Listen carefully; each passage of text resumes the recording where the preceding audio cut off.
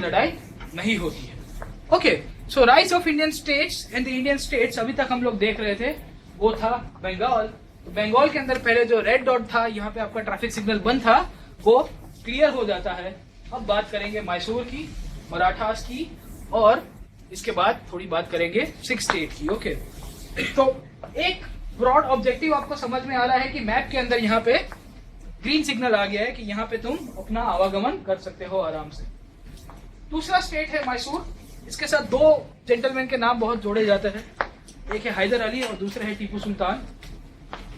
मैसूर की स्टोरी कुछ ऐसी है कि विजयनगर साम्राज्य हुआ करता था मेडिवल इंडिया के अंदर 15-16 सेंचुरी के दैट टाइम उसका पार्ट था। फिर लेटर ऑन थोड़ा बहुत मुगल साम्राज्य के अंदर भी आया, फिर थोड़ी बहुत चली नहीं चली, उसके अंदर से ही बहुत सारे डेवलपमेंट होते हैं।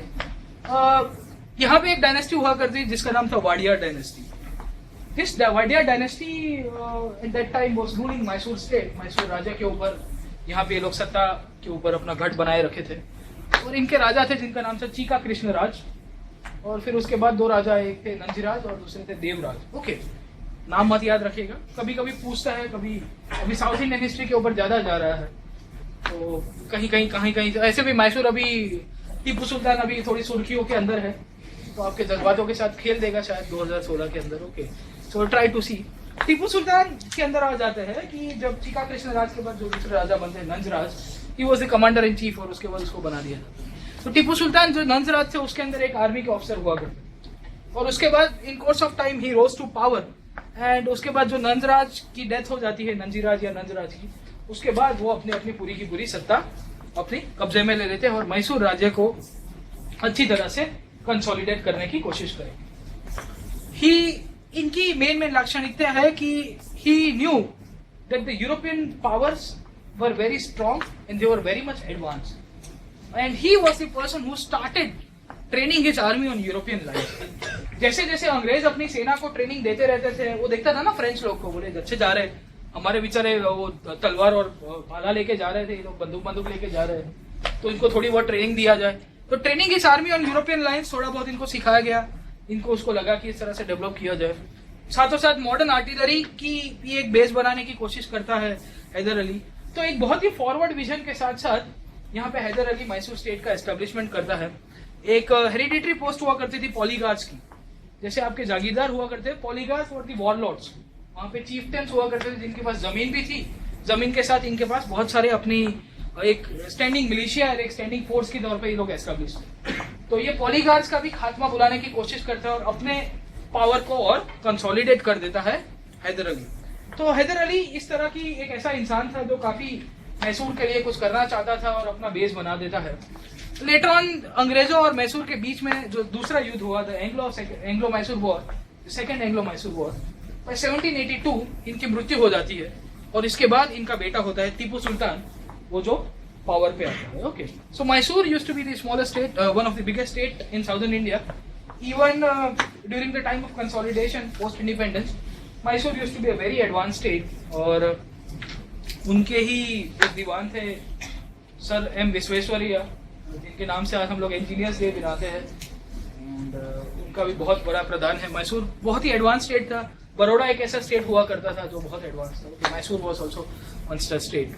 इवन कर्नाटका का ओरिजिनल नेम भी पहले मैसूर था, लेटर ऑन उसको कर्नाटक कर दिया। मैसूर के अंदर आते हैं, टीपू सुल्तान पावर पे आते हैं, उनके पिताजी की मृत्यु हो जाती है हैदर अली की उसके बाद, और वहां से ही फिर अपनी गाड़ी चलाने की कोशिश करते हैं। टीपू सुल्तान के बारे में थोड़ा बहुत ओवरव्यू ले लेते हैं, क्योंकि अभी टीपू भाई साहब पावर थोड़ी बहुत चर्चा के अंदर है, तो कहीं यूपीएससी 3 स्टेटमेंट वाला प्रश्न ना पूछ दे।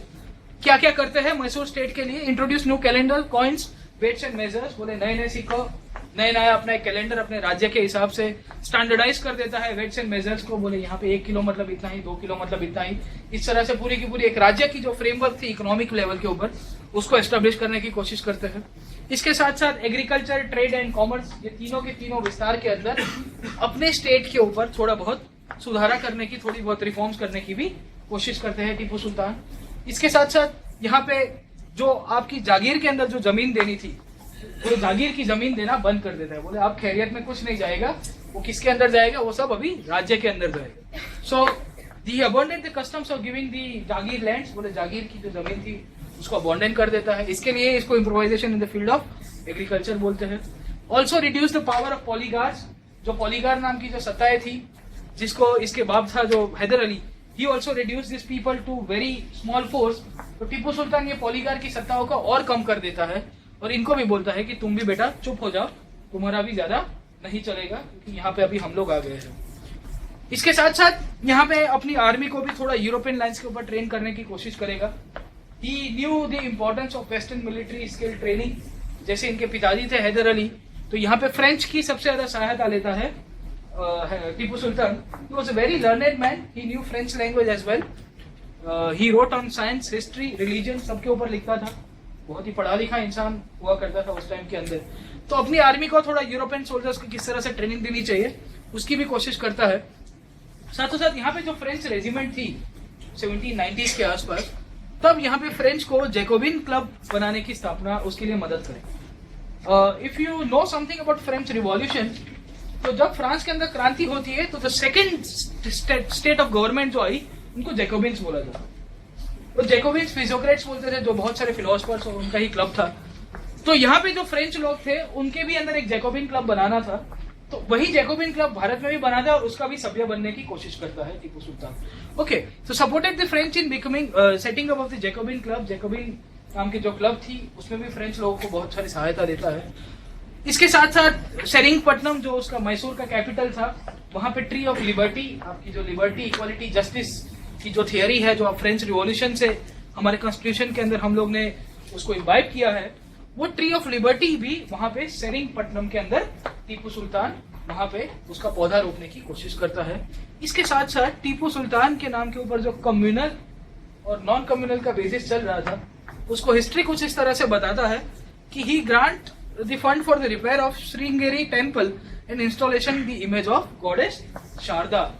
तो टीपू सुल्तान का एक ये भी महत्व देखने को मिलेगा कि दो उसके ऊपर अभी आजकल थोड़ी बहुत कंफ्लिक्ट चलती रहती है, बट हिस्ट्री के अंदर यह बताया था कि grant of fund for the repair of Sringeri temple installation of image of goddess Sharda.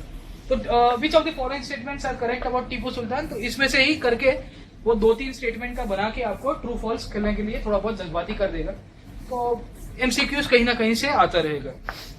अब यहाँ पे बात कर देते हैं British conquest of Mysore. Mysore के ऊपर अंग्रेजों ने किस तरह से अपने शासन की शुरुआत की। पहला थ्रू एंग्लो मैसूर वॉर, फिर से एज यूजुअल वही पैटर्न देखने को मिलेगा जो बंगाल के अंदर हुआ कि पहले प्लासी किया, फिर ट्रीटी किया, फिर बक्सर किया, या फ्रेंच के साथ किया हो तो कर्नाटिक वॉर्स की, तो बोले इनके साथ भी लड़ाई तो ऐसे थोड़ी डायरेक्ट कर देंगे। ओके, तो Anglo Mysore war takes place, 4 लड़ाइयां होती है, चारों की चारों लड़ाइयां के अंदर आपको सेम वही ट्रेंड और सेम यही पैटर्न देखने को मिलेगा। पहली 1766-67 से लेके 1769 तक चलती है, दूसरी 1780 से लेके 1784 तक चलती है, तीसरी 1789 से लेके 1792 तक, and final war takes place in 1799, and with this the defeat of Tipu Sultan and the Mysore was defeated and the British conquered the whole Mysore province. Okay, so Anglo-Mysore War 4 लड़ाइयां है, चारों के अंदर हम लोग थोड़ा एक स्लाइड देखने की कोशिश करेंगे। अब मैसूर के साथ स्टोरी ऐसी चलती है, जब पहला मैसूर वॉर हुआ 1760 से लेके 1767 से लेके 1769 तक, तो यहाँ पे 2-3-4 फोर्सेस ऐसी थी वो बहुत डोमिनेटिंग थी। टीपू सुल्तान का हमने थोड़ा बहुत बैकग्राउंड देखा, तो टीपू अपनी सेना को स्ट्रॉन्ग कर रहा। टीपू के खुद के भी एक एम्बिशन, हैदर अली के भी खुद के एम्बिशंस प्लान थे, उसको भी एक्सपांड करना था। एक राजा था तो क्या करेगा? The king had only one objective, वो था इंपीरियलिस्टिक एक्सपांशन। बोले मेरा जितना साम्राज्य का विस्तार हो सके उतना मैं करता रहूंगा। तो जब ये साम्राज्य का विस्तार करेगा तो उसके बाजू वाले राजा को पसंद आएगी? नहीं पसंद आएगी। You will see that the Britishers didn't like Tipu. बोले यार ये बहुत सारा हम लोग का साम्राज्य का विस्तार कर रहा है, तो हमारे ऊपर कहीं ना कहीं तराप ना मार दे। दूसरे एक और फोर्सेस थे Marathas, they also didn't like Tipu. हमने देखा कि मराठास के साथ भी ये बाउंड्री शेयर कर रहा था। तीसरा इसका बाजू वाला एक नेबर था, वो था Nizam. This is the last Nizam of Hyderabad, but ये निजाम की फैमिली असफजा 2 हुआ करते थे उस टाइम के। तो Asaf Jah 2 was the parental king who was ruling next to Mysore state. बोले यार ये आज नहीं तो कल टीपू हमारे ऊपर गिरेगा, हैदर अली मेरे ऊपर गिरेगा। तो ये तीनों के तीनों बोलते थे कि यार दुश्मन, मेरा दुश्मन तुम्हारा दुश्मन क्यों ना मिल जाए, हम लोग दोस्त। तो अंग्रेज इन दोनों को बोलता था कि हम लोग को साथ में हो जाना चाहिए और इसको कैसे भी करके हराना चाहिए। Do whatever you want to do man, पर इसको हराओ यार, कुछ भी करो। ये नाक में दम करके रख दिए। So you see the Nizam of Hyderabad is somewhere based over here, the Marathas and the English are somewhere over here and the Mysore state is over here. तो यहाँ पे पेशवा की टेरिटरी है, यहाँ निजाम की टेरिटरीज है, यहाँ पे इंग्लिश की टेरिटरीज भी लगती रहती। So you try to understand कि मैसूर नाम का राज्य जो एक्सपांशन करने की कोशिश कर रहा है और यहाँ पे उसके आजू बाजू वाले जो बगल वाले राजा होंगे उनको ये पसंद बिल्कुल नहीं आएगा। और इसी का ही कारण था कि अंग्रेजों ने इन दोनों को इकट्ठा करा दिया। बोले बाजीराव बल्लाल को दोनों को इकट्ठा कर देंगे हम लोग। And the Nizam and the Ballal and the Britishers came together, बोले मैसूर के ऊपर युद्ध कर दो। और इसके बैकड्रॉप के अंदर ही first Anglo Mysore war takes place. The Nizam didn't like Mysore, so supported the British in the venture. उसको पता था कि आज नहीं तो कर मेरे ऊपर तलवार गिरेगी, मेरा कोई एरिया लेके चला जाएगा हैदर अली और उसके जितने भी और शासक आएंगे, इससे अच्छा अंग्रेजों को सपोर्ट करो। अंग्रेज लेके आए हैं, अंग्रेजों की यही तो चाल थी ना, दुश्मन का दुश्मन दोस्त। तो बोले निजाम और मैसूर की नहीं बनती तो मैं निजाम के साथ पटा लेता हूँ, कुछ ना कुछ तो कर दूंगा। उसके साथ उनको पटा लिया तो बोले चलो कोई बात नहीं। निजाम को भी डर दिखाया, बोले तुम्हारे ऊपर हमला करेगा, हमला करेगा, हमला करेगा। So this was the thing. Bajirao चीते की चाल, बाज की नजर और बाजीराव की तलवार पर संदेह नहीं करते। ओके, यू सी कि ये तो पहले से ऐसे स्मार्ट थे। They felt threatened by the Mysore. बोले मैसूर यार एक तो ये एक्सपांशन कर रहे हो। निजाम तो उस टाइम पे स्टेबल था, बट मराठास और आपने देखा ना बाजीराव के अंदर वो चालू था, इधर युद्ध उधर युद्ध। तो यू विल सी कि इनका एक्सपांशन चालू था, इनको नीचे आना था, नीचे वाला ऊपर आ रहा था। तो बोल रहा है एक बेस बना दिया किसी ने, और अंग्रेजों के लिए तो कारण यही था कि इनकी हिम्मत खुल गई। और प्लासी हो गया, बोले एक्का मार दिया। गोंडी वॉश हो गया, बोले चौका मार दिया। बक्सर बोले छक्का मार दिया, बोले direct 6। They were ready for war. ये तीनों के तीनों युद्ध के अंदर ये लोग जीत चुके। एक ब्रॉडर ऑब्जेक्टिव आपको इंपीरियल एक्सपेंशन का मिलता है जब पहली एंग्लो मैसूर वॉर की शुरुआत होती है, और ये तीनों के तीनों इकट्ठे हो जाते हैं। और इसके ही कारण इनके लिए रोड एक क्लियर था, वो था टेरिटोरियल एक्सपांशन का। So the next road was clear for them for territorial expansion. और इसी के ही चक्कर में अंग्रेज इनका हेल्प करेंगे।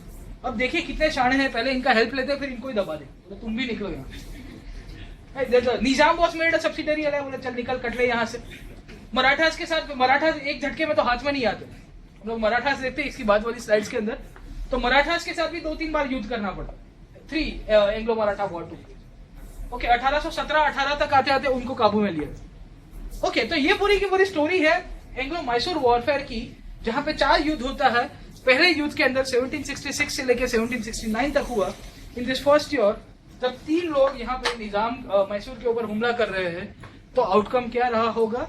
As usual Mysore state would have lost. But कहानी ये है कि इसका पूरा का पूरा हैदर अली जीत जाता। इनके बीच में कोऑर्डिनेशन नहीं था और ये पूरी की पूरी स्टोरी आगे चलती है। और इसके कारण ही इसके बाद मद्रास के पास एक ट्रीटी होती है जिसका नाम है treaty of Madras, which was dictated by Hyder Ali, क्योंकि Hyder Ali won this war. तो अगर कहीं से वो 4 स्टेटमेंट वाला या 3 स्टेटमेंट वाला क्वेश्चन आया कि the first Anglo Mysore war was won by Hyder Ali, तो वो करेक्ट होगा statement. And the treaty of Madras was signed post first Anglo Mysore war. पहली एंग्लो मैसूर वॉर के बाद मद्रास के अंदर संधि की गई थी। इसके बाद एज यूजुअल अंग्रेजों ने बोला कि भाई बाप गलती हो गई, गलती हो गई, गलती हो गई, और फिर से अपनी रेनफोर्समेंट करना शुरू कर दी। अगर आदमी ऐसा होता है कि एक बार गलती करता है, पर ये बार बार गलती करता है, फिर बोलता है सॉरी, फिर गलती बोलता है सॉरी, ये ट्रीटी करता रहता। यू सी, इतना पेशेंस और इतना ग्रेजुअल कंक्वेस्ट कोई भी कंट्री के ऊपर नहीं होगा। अगर आप पेशेंस नहीं रख पाते, यूपीएससी के अंदर भी यही होता है, पेशेंस नहीं रख पाओगे तो फिर हालत खराब हो जाएगी। So the British conquest of Mysore, Anglo Mysore war फिर से हुआ ऐसा कि जब पहली 1769 के अंदर खत्म होती है तो सॉरी करके ट्रीटी कर दे। फिर 10 साल तक शांत बैठ जाएगा और 1780 के अंदर फिर से मैसूर को बोलेगा कि आज आर पार की लड़ाई कर देते इस बार। अगेन द ब्रिटिश इस बार फ्रेंच को थोड़ा प्रोवोक करने के लिए माहे नाम का जो एक पोर्ट था जिसके अंदर किसका कंट्रोल हुआ करता था, फ्रेंच का, और फ्रेंच के साथ उनके संबंध भी अच्छे थे थोड़े बहुत। तो 1780s के आसपास यहाँ माहे और this is the Mysore state, यहाँ पे मैसूर स्टेट हुआ करता। तो वहां पे ये माहे से उनकी पूरी की पूरी सप्लाई रूट आती थी, हैदर अली की, टीपू सुल्तान की और उनकी जितनी भी आर्मी थी उसकी। तो अंग्रेज क्या करते, उल्टा कान पकड़ते और माहे को सीज कर देते। तो इनकी डिपेंडेंसी जो फोर्ट के ऊपर थी वो पोर्ट का रास्ता बंद हो गया, इनका ट्रेडिंग बंद हो गया, इनका वेपन्स बंद हो गया। इसके कारण the maximum supply use to come from this port and as a result of this thing the war took place. बोलते इस बार तो आर पार की लड़ाई कर ही दूंगे, तो हैदर अली भी थोड़ा गुस्सा हो जाता है, अंग्रेजों को जो चाहिए था वही हो। लड़ाई के बाद थोड़े दिनों के अंदर ही, ठीक है, in between this time only Hyder Ali dies, और मैसूर नाम का जो स्टेट था जहां पे एक अच्छा खासा होल्ड बना के रखा था हैदर अली ने, उसकी मृत्यु हो जाती है। एंड लेटर ऑन इसके बाद एक ट्रीटी होती है जिसे कहा जाता है ट्रीटी ऑफ मैंगलोर। देखो this people are very smart. 1784 में युद्ध खत्म कर दिया, बोले ट्रीटी ऑफ मैंगलोर, चलो अब हमसे नहीं हो पाएगी। उनको जैसे ही पता चला कि हमारा असला बारूद खराब हो रहा है, हमारे लोग थक गए हैं और लंदन से आने वाले हैं, बोले सॉरी सॉरी सॉरी, चलो चलो भूलोगे भूलोगे।